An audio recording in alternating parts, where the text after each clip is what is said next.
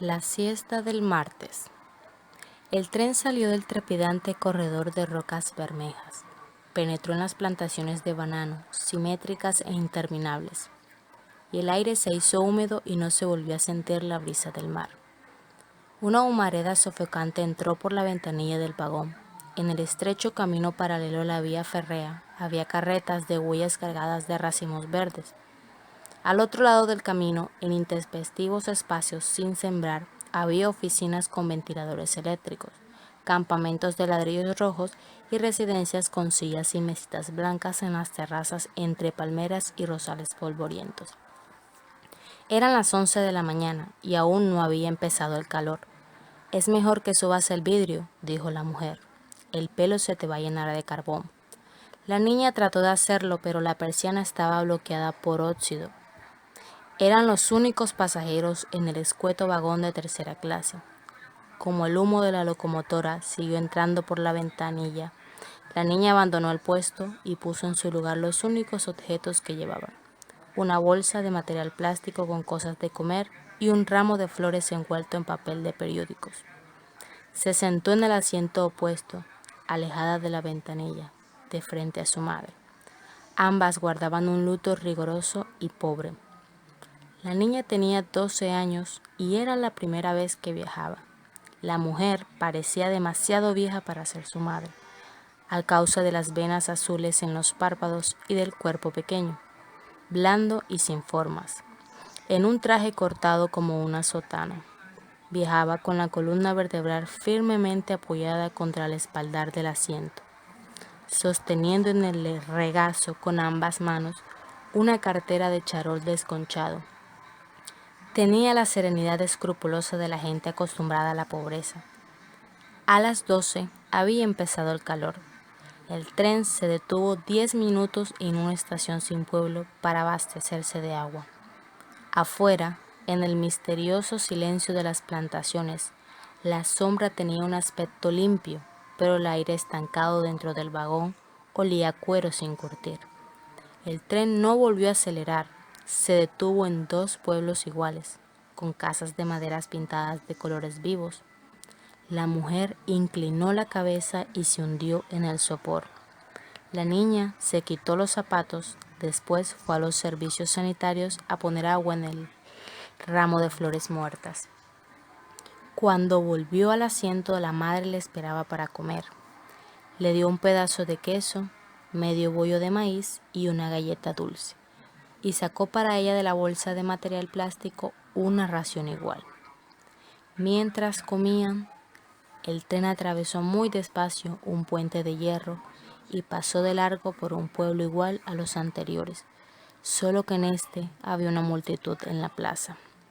Una banda de músicos tocaba una pieza alegre bajo el sol aplastante. Al otro lado del pueblo, en una llanura cuarteada por la aridez, terminaban las plantaciones. La mujer dejó de comer. «Ponte los zapatos», dijo. La niña miró hacia el exterior. No vio nada más que la llanura desierta por donde el tren empezaba a correr de nuevo. Pero metió en la bolsa el último pedazo de galleta y se puso rápidamente los zapatos. La mujer le dio la peineta. «Péinate», dijo. El tren empezó a pitar mientras la niña se peinaba. La mujer se secó el sudor del cuello y se limpió la grasa de la cara con los dedos. Cuando la niña acabó de peinarse, el tren pasó frente a las primeras casas de un pueblo más grande, pero más triste que los anteriores. «Si tienes ganas de hacer algo, hazlo ahora», dijo la mujer. «Después, aunque te estés muriendo de sed, no tomes agua en ninguna parte, sobre todo no vayas a llorar». La niña aprobó con la cabeza. Por la ventanilla entraba un viento ardiente y seco, mezclado con el pito de la locomotora y el estrépito de los viejos vagones. La mujer enrolló la bolsa con el resto de los alimentos y la metió en la cartera. Por un instante, la imagen total del pueblo en el luminoso martes de agosto resplandeció en la ventanilla. La niña envolvió las flores en los periódicos empapados. Se apartó un poco más de la ventanilla y miró fijamente a su madre. Ella le devolvió una expresión apacible. El tren acabó de pitar y disminuyó la marcha. Un momento después se detuvo. No había nadie en la estación. Del otro lado de la calle, en la acera sombreada por los almendros, solo estaba abierto el salón de billar. El pueblo flotaba en el calor. La mujer y la niña descendieron del tren, atravesaron la estación abandonada, cuyas baldosas empezaban a cuartearse por la presión de la hierba, y cruzaron la calle hasta la acera de la sombra. Eran casi las 2 a esa hora. Agobiado por el sopor, el pueblo hacía la siesta. Los almacenes, las oficinas públicas, la escuela municipal se cerraban desde las 11 y no volvían a abrirse hasta un poco antes de las 4.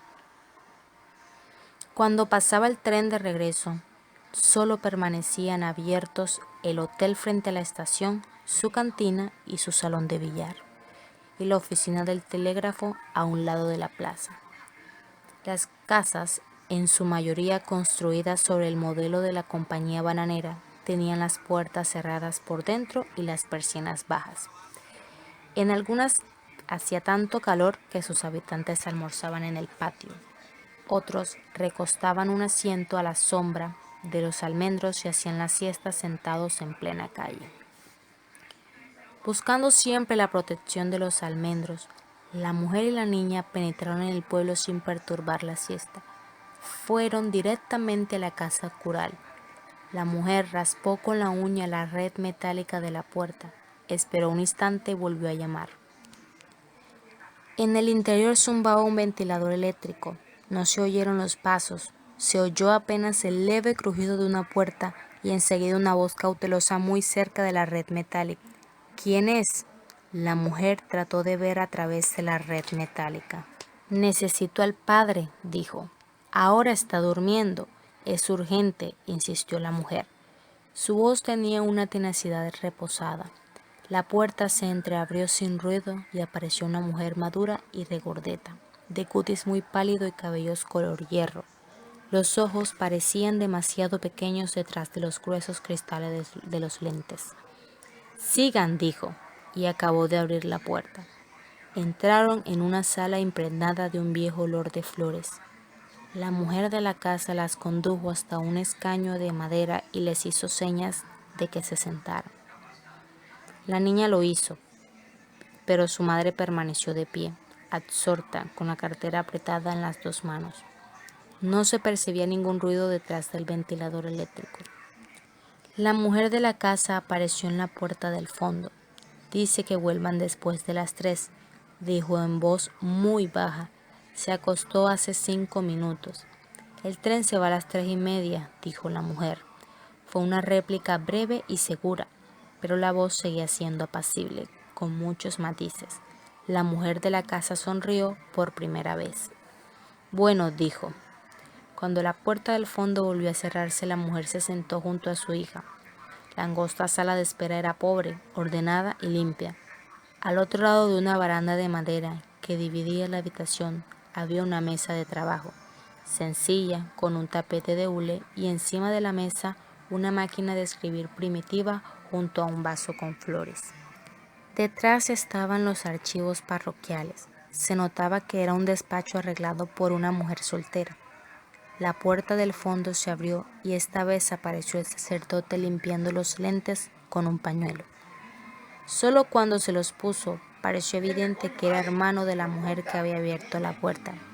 ¿Qué se le ofrece?, preguntó. Las llaves del cementerio, dijo la mujer.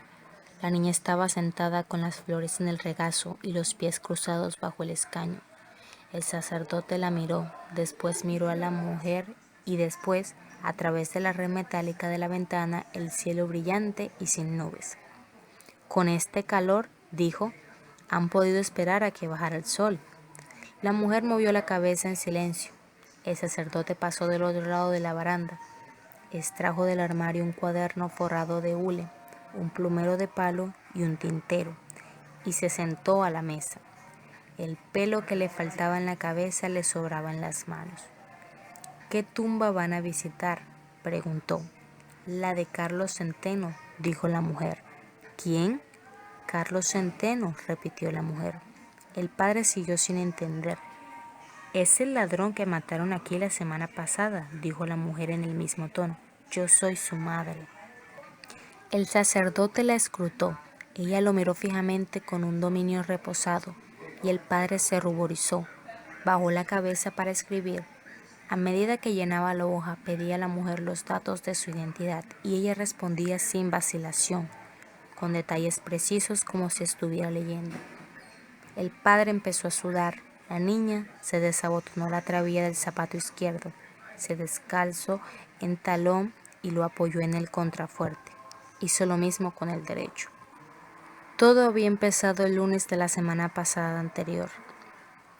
A las 3 de la madrugada y a pocas cuadras de allí, la señora Rebeca, una viuda solitaria que vivía en una casa llena de cachivaches, sintió a través del rumor de la llovizna que alguien trataba de forzar desde afuera la puerta de la calle. Se levantó, buscó a tientas en el ropero un revólver arcaico que nadie había disparado desde los tiempos del coronel Aureliano Buendía, y fue a la sala sin encender las luces, orientándose no tanto por el ruido de la cerradura como por un terror desarrollado en ella por 28 años de soledad. Localizó en la imaginación no solo el sitio donde estaba la puerta, sino la altura exacta de la cerradura. Agarró el arma con las 2 manos, cerró los ojos y apretó el gatillo. Era la primera vez en su vida que disparaba un revólver. Inmediatamente después de la detonación, no sintió nada más que el murmullo de la llovizna en el techo de zinc. Después percibió un golpecito metálico en el andén de cemento y una voz muy baja, apacible pero terriblemente fatigada. ¡Ay, mi madre! El hombre que amaneció muerto frente a la casa con la nariz despedazada vestía una franela a rayas de colores, un pantalón ordinario con una soga en lugar de cinturón y estaba descalzo. Nadie lo conocía en el pueblo, de manera que se llamaba Carlos Centeno, murmuró el padre cuando acabó de escribir. Centeno Ayala, dijo la mujer, era el único varón. El sacerdote volvió al armario. Colgadas de un clavo en el interior de la puerta habían 2 llaves grandes y oxidadas, como la niña imaginaba y como imaginaba cuando era niña, y como debió imaginar el propio sacerdote alguna vez, que eran las llaves de San Pedro. Las descolgó, las puso en el cuaderno abierto sobre la baranda y mostró con el índice a un lugar en la página escrita mirando a la mujer. Firme aquí. La mujer garabateó su nombre, sosteniendo la cartera bajo la axila. La niña recogió las flores, se dirigió a la baranda arrastrando los zapatos y observó atentamente a su madre. El párroco suspiró. ¿Nunca trató de hacerlo entrar por el buen camino? La mujer contestó cuando acabó de firmar. Era un hombre muy bueno. El sacerdote miró alternativamente a la mujer y a la niña y comprobó con una especie de piadoso estupor que no estaban a punto de llorar. La mujer continuó inalterable. Yo le decía que nunca robara nada, que le hiciera falta a alguien para comer, y él me hacía caso. En cambio, antes, cuando boxeaba, pasaba hasta 3 días en la cama postrado por los golpes. Se tuvo que sacar los dientes, intervino la niña. Así es, confirmó la mujer. Cada bocado que comía en ese tiempo me sabía los porrazos que le daban a mi hijo los sábados a la noche. La voluntad de Dios es inescrutable, dijo el padre, pero lo dijo sin mucha convicción, en parte porque la experiencia lo había vuelto un poco escéptico y en parte por el calor. Le recomendó que se protegieran la cabeza para evitar la insolación. Les indicó bostezando y ya casi completamente dormido cómo debían hacer para encontrar la tumba de Carlos Centeno. Al regreso no tenían que tocar, debían meter la llave por debajo de la puerta y poner allí mismo, si tenían, una limosna para la iglesia. La mujer escuchó las explicaciones con mucha atención, pero dio las gracias sin sonreír. Desde antes de abrir la puerta de la calle, el padre se dio cuenta de que había alguien mirando hacia adentro, las narices aplastadas contra la red metálica. Era un grupo de niños. Cuando la puerta se abrió por completo, los niños se dispersaron. A esa hora, de ordinario, no había nadie en la calle. Ahora no solo estaban los niños, había grupos bajo los almendros. El padre examinó la calle distorsionada por la reverberación. y entonces comprendió. Suavemente volvió a cerrar la puerta. «Esperen un minuto», dijo, sin mirar a la mujer. Su hermana apareció en la puerta del fondo con una chaqueta negra sobre la camisa de dormir y el cabello suelto en los hombros. Miró al padre en silencio. «¿Qué fue?», preguntó él. «Es gente que se ha dado cuenta», murmuró su hermana. «Es mejor que salgan por la puerta del patio», dijo el padre. «Es lo mismo», dijo su hermana. «Todo el mundo está en las ventanas». La mujer parecía no haber comprendido hasta entonces. Trató de ver la calle a través de la red metálica. Luego le quitó el ramo de flores a la niña y empezó a moverse hacia la puerta. La niña siguió. «Esperen a que bajo el sol», dijo el padre. «Se van a derretir», dijo su hermana, inmóvil en el fondo de la sala. «Espérense y les presto una sombrilla». «Gracias», replicó la mujer. «Así vamos bien». Tomó a la niña de la mano y salió a la calle.